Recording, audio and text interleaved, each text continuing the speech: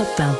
Après l'Iran hier, visé par ce qui ressemble à des frappes de drones, c'est au tour d'une base militaire en Irak d'être touchée la nuit dernière. Les États-Unis et Israël demandent toute participation dans un contexte géopolitique explosif dans la région. Bonjour Wilfried de Villers. Bonjour. Difficile ce midi de savoir qui est à l'origine de cette dernière attaque. Oui, vous le disiez, Cédric, Israël a démenti, du moins officieusement, être à l'origine de cette nouvelle frappe dans la région. Un porte-parole de l'armée a assuré à CNN tout à l'heure que les forces de défense n'étaient pas impliquées. Dans le même temps, un communiqué officiel irakien affirme qu'il n'y avait ni d'avions de combat ni de drones présents dans l'espace aérien irakien avant ou pendant ces explosions.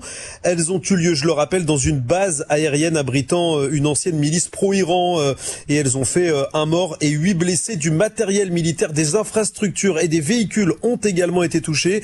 Le commandant de l'une de ces milices a promis ce matin une riposte contre les responsables de cette attaque. Alors c'est un incident sécuritaire qui intervient en Irak, Wilfried, dans un contexte déjà très compliqué dans le Moyen-Orient.